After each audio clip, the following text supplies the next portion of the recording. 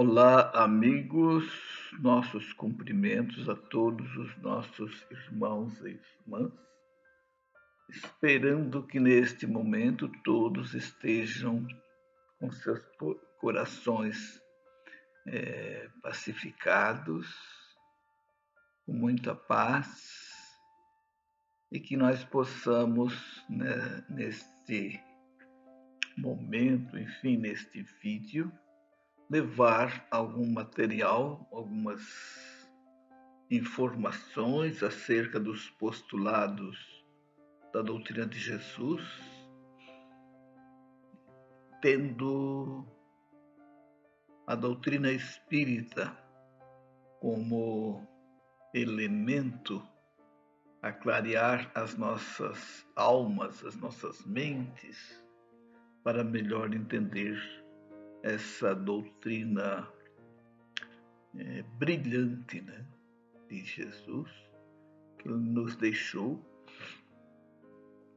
no sentido de que nós buscássemos interpretar, né, perceber a essência que ela carrega. Porque a mensagem de Jesus, ela não poderia ser, já que ela foi feita aqui na nossa dimensão, não poderia ser feita de outra forma senão com palavras, palavras aqui do idioma na época em que Jesus viveu e agora traduzido para o nosso idioma. Então as palavras, elas são meios para carrear uma ideia, uma mensagem, né? Então, Kardec, ao elaborar o Evangelho segundo o Espiritismo, ele disse que ele não iria se preocupar com matérias polêmicas, com matérias que provocassem controvérsias, que ele iria procurar Kardec, Allan Kardec, assim se pronunciou, que ele iria e se preocupou, né, na elaboração do Evangelho segundo o Espiritismo com as questões morais, né? Então, as questões aqui apresentadas, mesmo aquelas que têm seus aspectos históricos, né, a ideia da doutrina espírita é não ficar preso aos aspectos históricos. Às vezes é bom a gente entender um pouco questões regionais, né, conceitos, enfim, mas precisamos ter a precípua preocupação de buscar nessas palavras.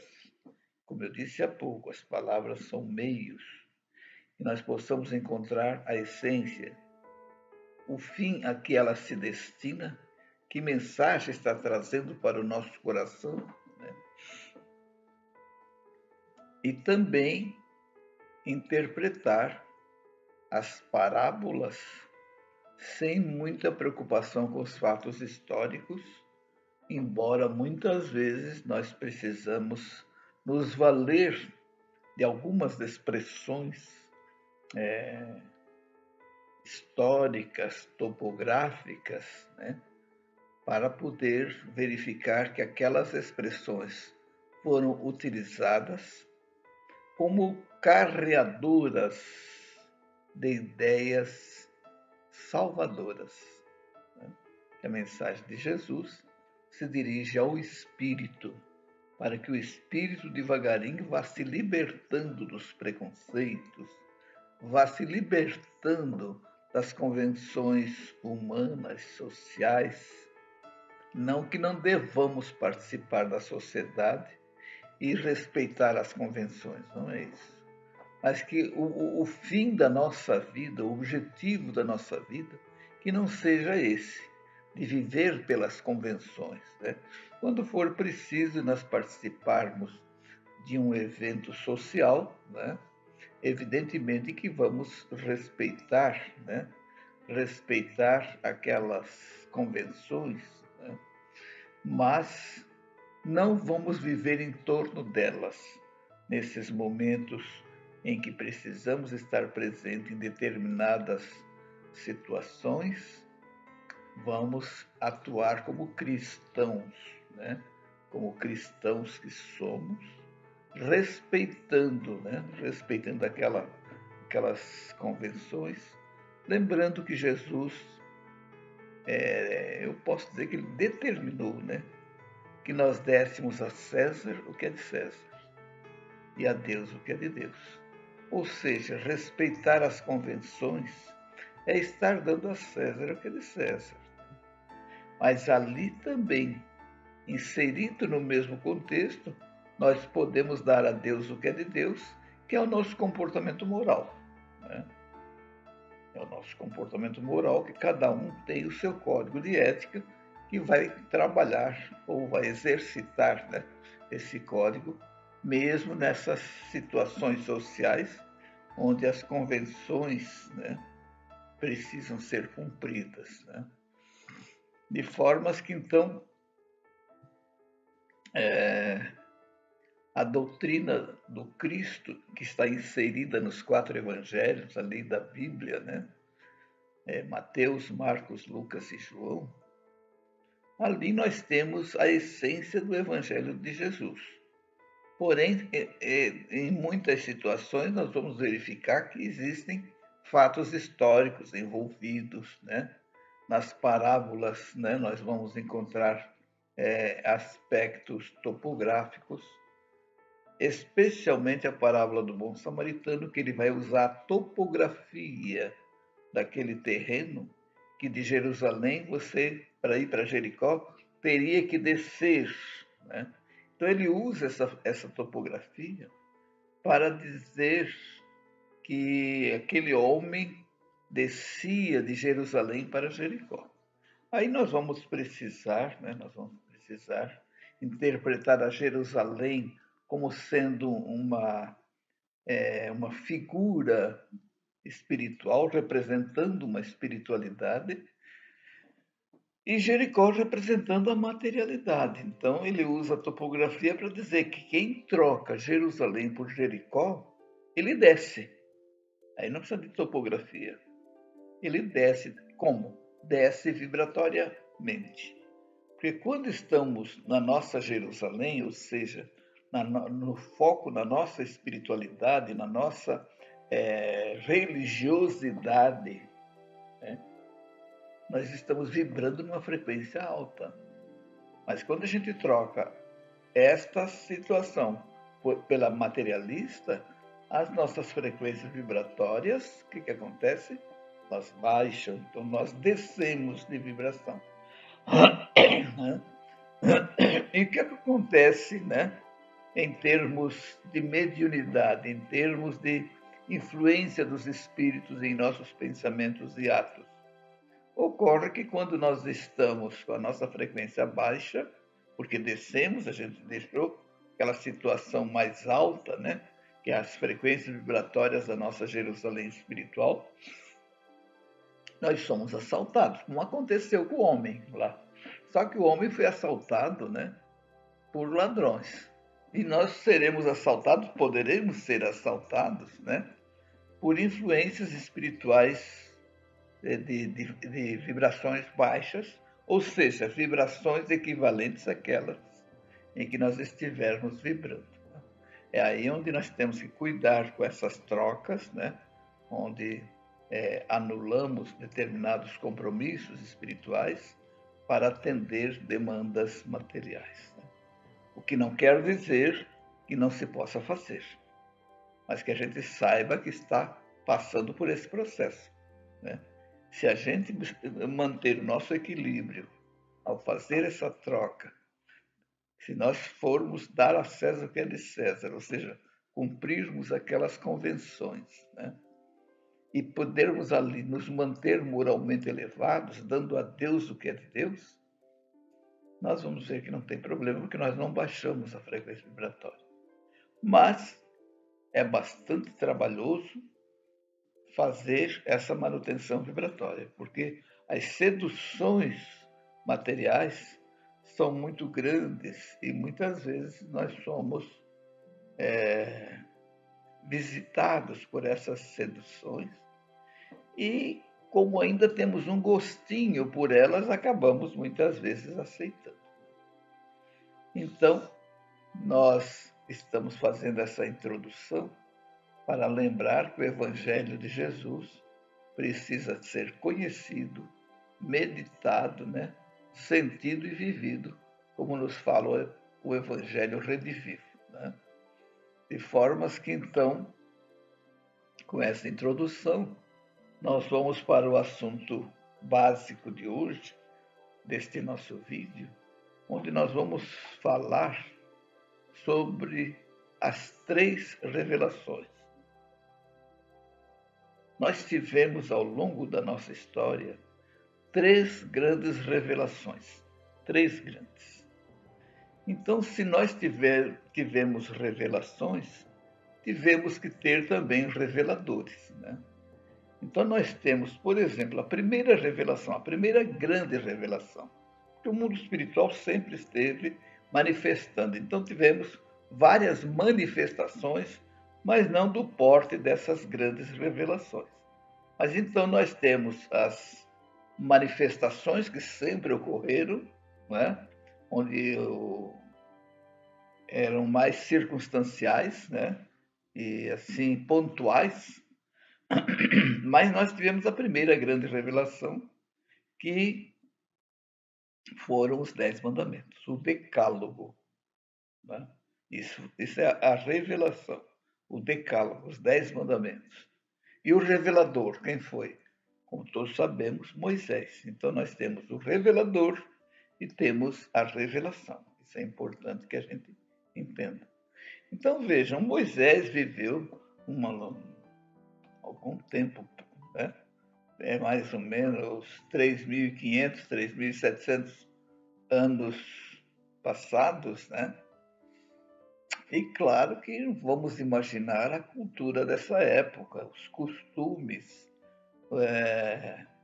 as questões místicas, né, os rituais que existiam. Só para lembrar, né, os irmãos, que Moisés estava trabalhando com um povo que foi libertado do Egito, cuja cultura egípcia era a externa, a cultura egípcia dos iniciados. Essa cultura era elevadíssima, que Moisés participou dessa cultura secreta, né, dos iniciados. Mas a cultura externa, a cultura popular, era bastante ritualista e politeísta, ou seja, adoravam vários deuses, várias divindades. Né? Esse povo saiu de lá, né, por Moisés, com a ajuda de Deus, com a ajuda da espiritualidade. Moisés conseguiu tirar esse povo, atravessar o Mar Vermelho, como nós conhecemos a história, e precisou disciplinar esse povo. Então chegou o momento que ele foi convidado para ir até o Monte Sinai, né?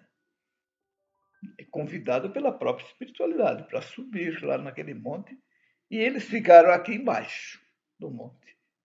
O que aconteceu? Ele demorou bastante. Então, aquelas pessoas que estavam bastante arraigadas ao politeísmo, arraigadas aos rituais, promoveram todo uma campanha, um movimento para arrecadar ouro, anéis, etc., entre eles, para então fazer um bezerro de ouro. Consta de que só a tribo de Levi que não participou, né? Os irmãos, os levitas, né? Que isso vai acontecer, essa divisão depois, né? Mas a gente vai observar que os levitas, eles não tiveram tribos propriamente, porque eles ficaram encarregados do corpo sacerdotal, né? De cuidar das coisas divinas. Então eles eram até, de certa forma, sustentados pelas outras tribos, né? Então nós vamos ver que nas 12 tribos de Israel não tem a tribo de Levi, como não tem a tribo de José, lá do Egito, que também era um dos 12 filhos de Jacó, né? Vai aparecer ali Manassés e Efraim, que são 2 filhos de José. Então, José abdica em favor dos 2 filhos, que passam a completar as 12 tribos, e Levi vai ficar nesse trabalho mais espiritual. Então, consta de que quando Moisés volta, né, ele vê aquele movimento todo, ele entra num estado de indignação e joga as tábuas da lei sobre aquele bezerro de ouro, quebrando-o, né? Mas só para a gente ver o tipo, né, a cultura e essa questão mística desse povo preso a rituais, né? Então ele vai uma segunda vez e ele traz as tábuas da lei. Então, nesse particular, vamos fazer assim um pequeno parênteses, né, para observar como Moisés recebeu essas leis. Eram tábuas que vieram escritas e hoje se tem informação de que foram línguas de fogo que escreveram os 10 mandamentos, né? Primeiro, segundo, até o 10º. Que no Espiritismo nós chamamos de escrita direta. Só que ele tem um nome mais pomposo, né? É pneumatografia. Existe a psicografia, aquela que o médium participa, e a pneumatografia é aquela que é a escrita direta. Então, esses mandamentos foram escritos de forma direta pela espiritualidade. Então, só para os irmãos observarem como nós temos na Bíblia fenômenos espirituais, fenômenos mediúnicos que lá estão, que a espiritualidade trabalhava diretamente, né, com eles. É muito interessante. Então, Moisés traz os 10 mandamentos, mas ele teve que promulgar outras leis, né? Inclusive, havia lei que iria contra o próprio um dos mandamentos entre os 10, né, que era o não matar, não matarás. Né? E nós vamos, os irmãos devem estar lembrados, né, de que Jesus, certa vez, tem um contato com a mulher chamada adúltera. Eu digo chamada porque, primeiro, que não era só ela, ninguém adultera sozinho, né? E segundo, que é da questão do ouvir dizer, não se tinha uma certeza. Foi uma acusação, de certa forma, plantada para poder tentar Jesus, né? Promover uma armadilha para ver se ele caía, né? Então, mas ali eles vão dizer para Jesus, pela lei de Moisés, toda mulher que for pega em flagrante adultério deverá ser morta a pedradas em praça pública. Isto contraria a lei que está lá nos 10 mandamentos, o não matarás, porque ali a gente vê a existência das penas eternas, né? Uma penalidade eterna, alguma coisa nesse sentido de pena de morte, né? Então a gente vê que Moisés, além daquilo que foi revelado, né, os 10 mandamentos, ele teve que promulgar outras leis disciplinares, né? Aqui no Evangelho segundo o Espiritismo, Kardec escreve assim, ó: na lei mosaica há 2 partes distintas: a lei de Deus, promulgada no Monte Sinai, e a lei civil ou disciplinar, decretada por Moisés. Uma invariável, né? Aquela dos mandamentos é invariável, né? Lá do Decálogo. A outra apropriada aos costumes e ao caráter do povo, se modifica com o tempo. Muito bem. Então, nós temos, nesse sentido, assim, muito rápido, né? E a gente vê que o tempo está indo rapidamente. A, a primeira grande revelação, cujo revelador foi Moisés. Evidentemente que Moisés foi o revelador físico, né? Mas a revelação ela veio dos espíritos, da espiritualidade pela chamada escrita direta ou pneumatografia, né? Muito bem. Então em nossos estudos nós temos juntado essas três revelações e demos um nome, um título para esse projeto, para esse plano, para esse programa, né? Então nós vimos ali que é um programa divino de espiritualização do homem. Então a primeira revelação, é a primeira grande revelação desse programa divino que objetivou desde lá o despertar espiritual nosso, né? Para a nossa realidade espiritual, para a nossa natureza espiritual. Mas o tempo vai passando, as reencarnações vão acontecendo e chega o tempo de vir, dentro desse programa divino de espiritualização do homem, a segunda grande revelação, cuja revelação foi a Boa Nova, foi o Evangelho de Jesus. Isso foi a revelação.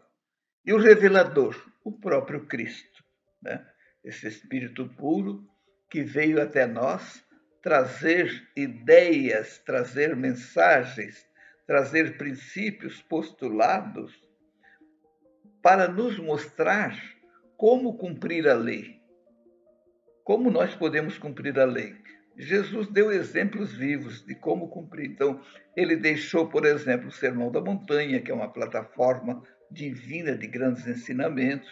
Os evangelhos de Mateus, Marcos, Lucas e João lá estão também, né? Onde vamos encontrar ali os princípios éticos que Jesus nos deixou para que nós pudéssemos elaborar o nosso código de ética, né? Porque Jesus trouxe uma moral elevadíssima, né? Então,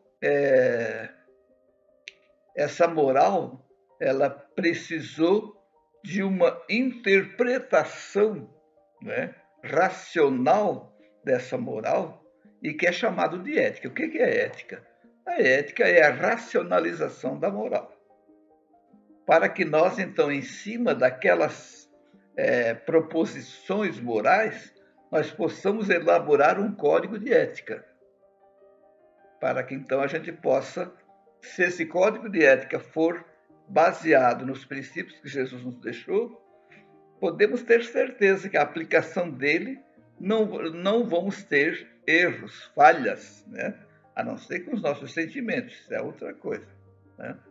Então, o Evangelho de Jesus, né, é a sequência desse programa divino de espiritualização do homem. Chegou o momento de poder ele falar alguma coisa em cima daquilo que já foi dito. Como diz esse capítulo, eu não vim destruir a lei, porque é nesse capítulo que estão as três revelações. Eu não vim destruir a lei, porque nós vamos encontrar também no Evangelho que a lei e os profetas vigoraram até João, que até João Batista era um processo de João Batista para cá, começou as atividades do Cristo, de Jesus Cristo, porque é importante entender que Jesus ele era denominado Jesus de Nazaré até o batismo. No batismo, ele é ungido pela própria espiritualidade, onde o próprio João vê o Espírito Santo descer na forma de uma pomba, né? Foi o jeito que ele viu, né? E Jesus, então, entra nas águas do Jordão como Jesus de Nazaré e sai dali como Jesus Cristo. Cristo quer dizer ungido, Cristo quer dizer filho do homem, Cristo quer dizer, sabe, uma função, não é um nome nem sobrenome, Mas nós hoje conhecemos Jesus como Jesus Cristo. Mas essa denominação começou depois do batismo, que foi uma verdadeira sessão espiritual, sessão mediúnica, né? E assim por diante. Então, Jesus Cristo, dali ele começou o processo dele. O messianato dele começou depois do batismo. Né? Muito interessante isso para a gente entender que ali começaram os 3 anos de messianato, né? O trabalho das pregações, o trabalho das curas, né? O trabalho dos sermões, que ele teve vários sermões, sendo que o mais conhecido é o Sermão da Montanha, mas nós temos vários sermões ali no Novo Testamento. Né? Então, a segunda revelação é Jesus vem trazer uma coisa chamada misericórdia. Jesus vem mostrar que Deus é, como dizem os Espíritos, a inteligência suprema do universo e causa primária de todas as coisas. Mas Jesus chamou de Pai, né? Nosso Pai. Muito bem. Mas um Pai de misericórdia. O que difere desse conceito que Jesus apresenta do conceito mosaico? O conceito vai mudar muito, porque Moisés apresentou uma divindade comparada a um homem. A gente chama de antropomórfica, né? Com semelhanças humanas, físicas e também morais. Né? Tanto é que lá eles pediu para que as pessoas temessem a Deus. Nós precisávamos ser tementes a Deus. Aí Jesus vem mostrar um Deus de amor, um Deus de misericórdia, que precisa ser amado, sentido, amado e vivido. Né? Então, com isso, Jesus não destrói a lei, ele amplia, ele abre o nosso entendimento para ver que, enquanto Moisés mostrou a justiça da lei, Jesus vem mostrar a misericórdia da lei, que é diferente. Moisés como que apresentou a lei de ação e reação, mais ou menos, né? Mas aqui Jesus vem mostrar a lei de causa e efeito, que é diferente. A lei de causa e efeito, nela existe misericórdia, existe amor, onde se recebemos de Deus as diversas oportunidades para o nosso crescimento espiritual. Porém, Jesus não pôde dizer tudo, ele mesmo disse que iria, mas rogaria ao Pai que enviasse outro Consolador. Né? Ou seja, a terceira revelação haveria de vir. E veio a terceira revelação. A revelação é o Espiritismo, a doutrina espírita. E o revelador é Allan Kardec? Não. Allan Kardec foi o codificador. Ele reuniu em códigos, né? Em códigos no sentido de usar as palavras, que são palavras, são códigos. Ele codificou, mas quem enviou, quem revelou foram os espíritos. Naturalmente que teve a participação humana, os médios, etc., mas não podemos dizer que Kardec foi o revelador. Aliás, não teve um revelador, né? Vários reveladores, embora Jesus aparecesse como Espírito de verdade. Né? Mas nós tivemos várias entidades luminosas passando informações no sentido de que esse programa divino de espiritualização do homem pudesse, de certa forma, se completar. Né? Então, com o advento da doutrina espírita, esse programa se cumpriu, ele começou a nos mostrar como podemos cumprir esses mandamentos. Então, surgiu o Livro dos Espíritos, né? O Livro dos Espíritos surgiu a 18 de abril de 1857, em Paris, na França, e com esse livro estava materializado ali o Consolador prometido. Aquilo que Jesus promete lá na última ceia, que enviaria o Consolador, que nos ensinaria todas as coisas e que nos faria relembrar tudo que ele nos tinha dito, ali naquele livro, naquelas informações, né, que hoje elas têm 1019 perguntas com as respectivas respostas e ainda com várias notas, né, que lá estão. Então se completa, se concretiza na Terra, se materializa entre nós o Consolador prometido, né? E que hoje está, digamos assim, trabalhando de forma universal, né? Ele nasceu lá na França, mas depois o próprio Cristo trouxe aqui para o nosso Brasil e que hoje o Brasil está sendo assim um multiplicador, né? Está indo para aqui o nosso planeta, todos os países. Nós vamos encontrar praticamente em todos algum ponto espírita, algum centro, né, de irradiação espírita. Então, com isso, nós vemos que o programa divino ele começou lá com Moisés, continuou com Jesus e colimou agora aqui com a doutrina espírita. Isso quer dizer que Deus nunca nos deixou órfãos, sempre enviou ao longo do tempo emissários luminosos para nos auxiliar, para abrir as nossas mentes no sentido de que pudéssemos despertar para a nossa realidade espiritual, porque nós somos espíritos numa experiência humana, mas nós temos que ter certeza disso, né? Então, isso nós vamos estudando a doutrina espírita, estudando o Evangelho, estudando lá a ressurreição de Jesus, onde ele mostra-nos a questão da imortalidade, né? Então, nós vamos cada vez mais consolidando a nossa fé em Deus, a nossa fé nesses princípios que Jesus nos deixou e que hoje são os pilares que a doutrina espírita nos apresenta. Nós estamos concluindo o nosso vídeo de hoje, agradecendo a atenção de todos aqueles que chegarem a dispensar algum tempo para ouvir essas gravações, essas mensagens do Cristo.